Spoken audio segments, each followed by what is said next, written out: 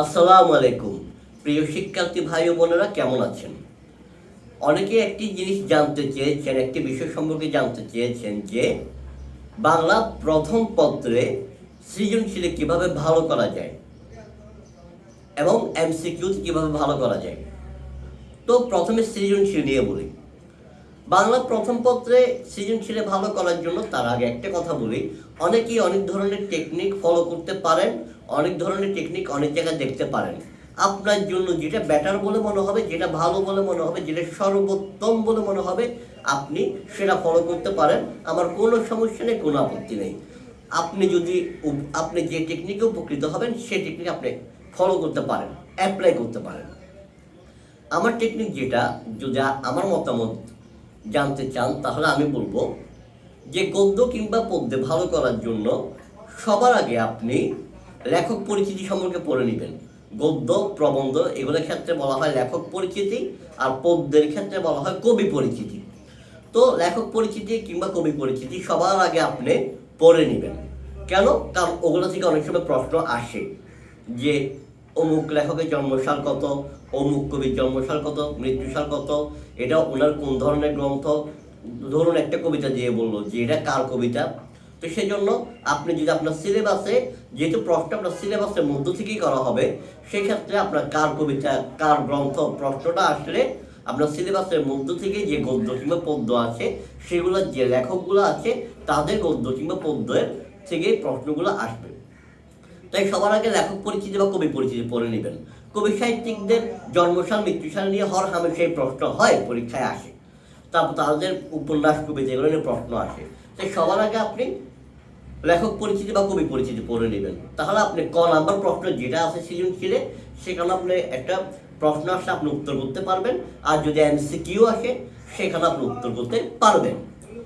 তারপর তারপর আপনি পাঠ পরিচিতি যেটা আছে, পাঠ পরিচিতিটা পড়ে নিতে পারেন। পাঠ পরিচিতি পড়ে নিলে, অর্থাৎ যেখানে গল্প কিংবা কবিতার মূল ভাবটা সার সংক্ষেপটা সহজ সংক্ষেপে আলোচনা করা হয়। আপনি যদি পাঠ পরিচিতিটা পড়ে নেন তাহলে আপনি ওই গল্পে কিংবা ওই কবিতায় বা ওই প্রবন্ধে কি বোঝানো হয়েছে তার সম্পর্কে আপনার আগে থেকে একটা ধারণা হয়ে যাবে ইনশাআল্লাহ। তাহলে যখন আপনি পরবর্তীতে পড়তে যাবেন তখন আপনার জন্য জিনিসটা একটু ইজি হবে।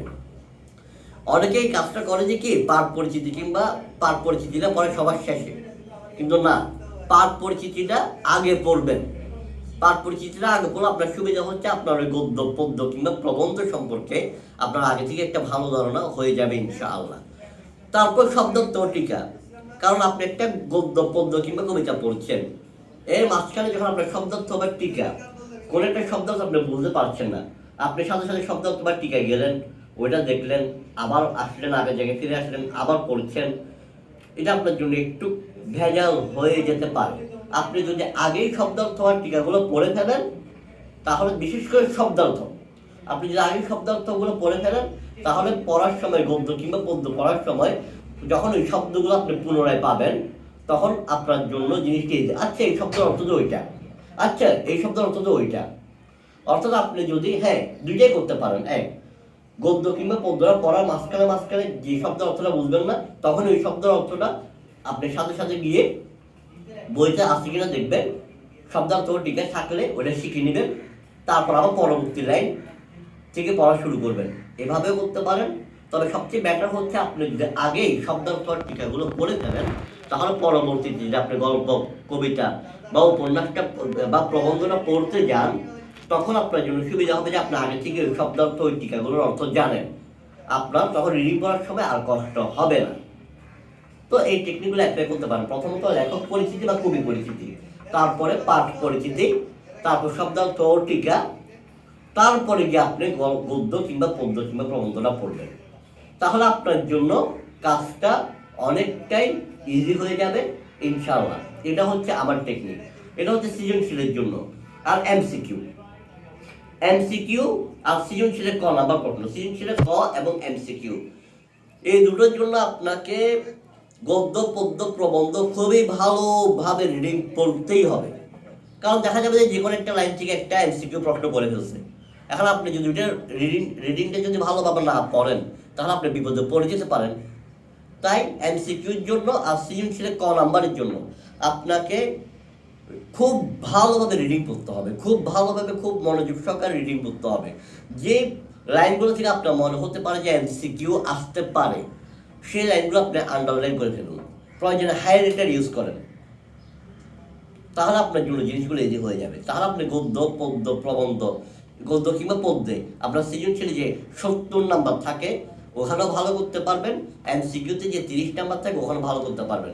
এর পাশাপাশি উপন্যাস আর নাটক, উপন্যাস আর নাটকের ক্ষেত্রে কথা একটাই যে উপন্যাস আর নাটক পড়ার আগে আপনি ওই উপন্যাস বা নাটক সম্পর্কে একটা ধারণা নিয়ে নিতে পারেন যে আসলে ওই উপন্যাস বা নাটকে কী নিয়ে আলোচনা করা হয়েছে, উপন্যাস বা নাটকে কী নিয়ে আলোচনা করা হয়েছে। কারণ ওই 70 নম্বরের মধ্যে উপন্যাস আর নাটক, গদ্য পদ্যের পরে উপন্যাস আর নাটক থেকেও প্রশ্ন হয়।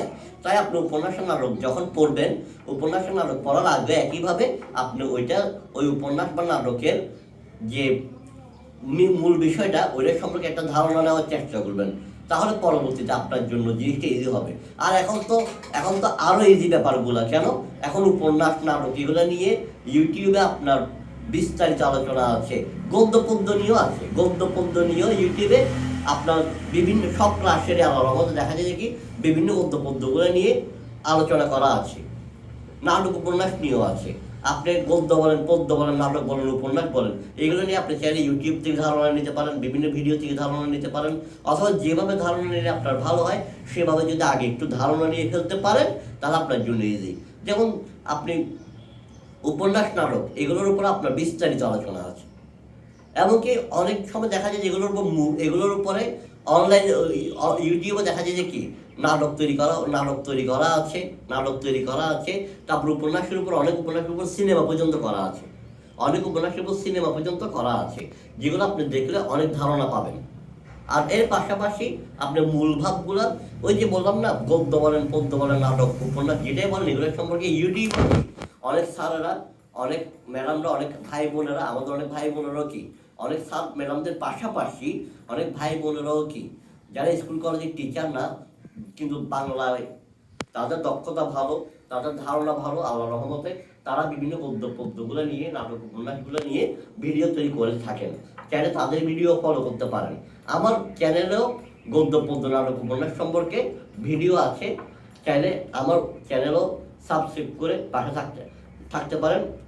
আমার চ্যানেল সাবস্ক্রাইব করে আমার পাশে থাকতে পারেন, কারণ আমার চ্যানেলও আপনি গদ্য পদ্য, উপন্যাস, নাটক এগুলোর সম্পর্কে বিভিন্ন ভিডিও পাবেন। ধন্যবাদ সবাইকে। আসসালামু আলাইকুম।